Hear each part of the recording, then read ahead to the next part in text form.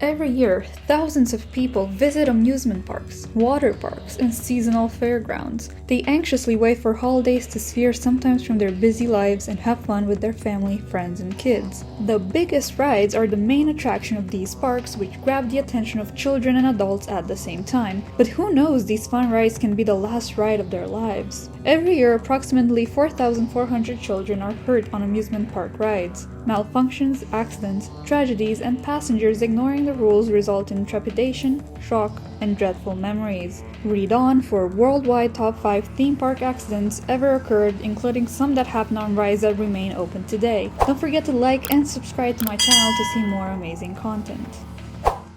Number 5. The Discovery Pendulum Disaster.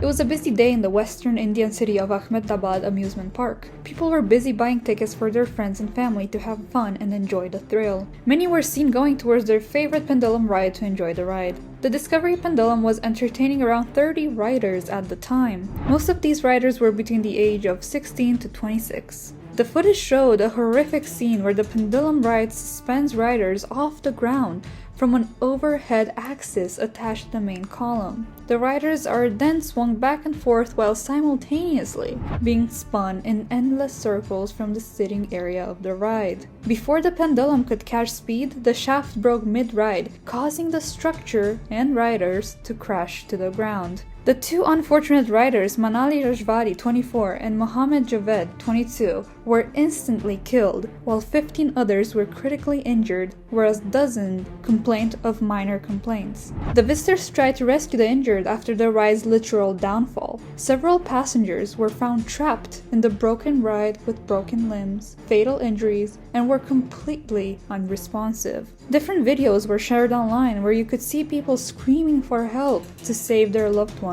The police later said that the municipality in the area gives private contractors the right to operate and maintain these rides. Just a month back, a fire brigade was called to rescue 40 people who were stuck on a Ferris wheel after the ride experienced a technical error at full speed. The managing director was arrested with few other members to investigate the incident, but later all of them were charged for murder and the investigation continues. Number 4. Six Flags over Texas Park in Arlington.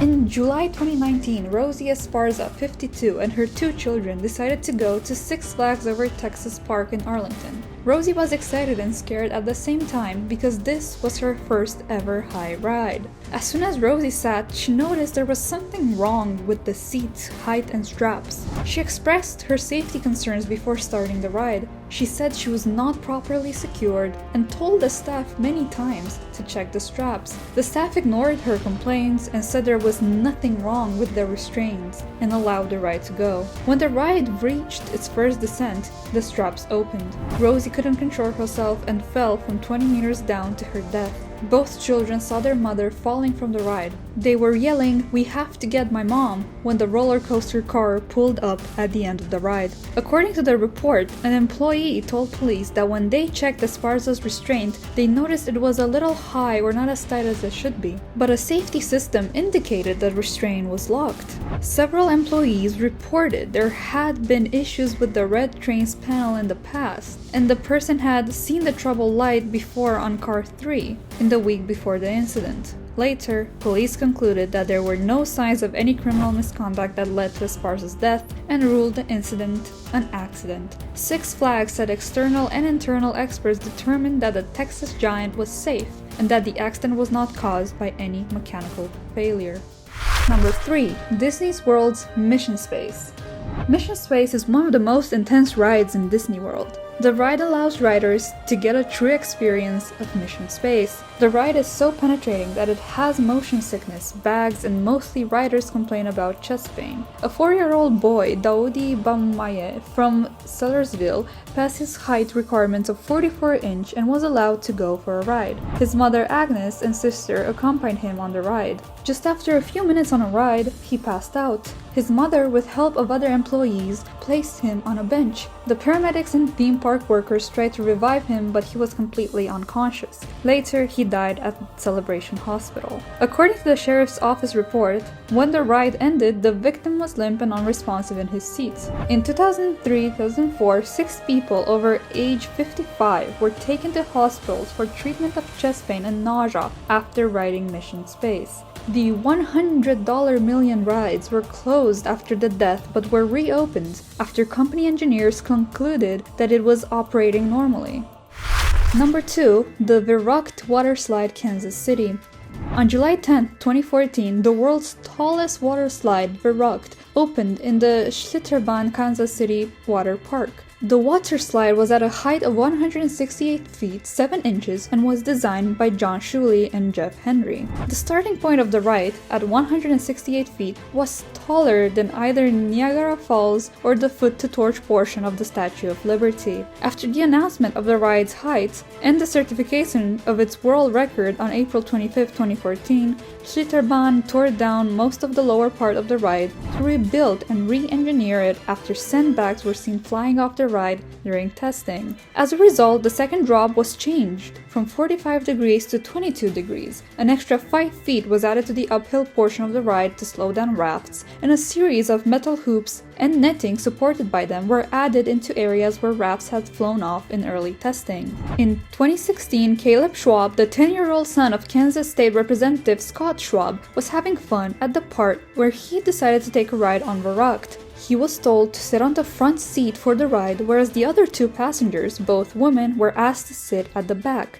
Caleb weighed 74 pounds, whereas the woman weighed 275 pounds and 197 pounds, which led to uneven weight distribution. The raft went airborne during the ascent of the second hill and impacted metal support of the netting, killing Caleb. Both women were injured in the incident. One suffered a broken jaw, while the other suffered a facial bone fracture and needed stitches. In the immediate aftermath, the park was closed pending an inspection. Although the park reopened 3 days later, the ride remained closed. Engineers revealed that the use of the metal brace and netting system in the design, along with the use of hook and loop straps to restrain the riders, went against guidelines set by ASTM F24 Committee on Amusement Riding Devices. Verruckt permanently closed in 2016, and safety laws were updated to require state inspections of all attractions. It was later revealed that at least 13 people had suffered injuries from hitting the netting above the slide on Verruckt. Criminal charges led to the arrests of the park's owner, operations manager, and lead ride designer.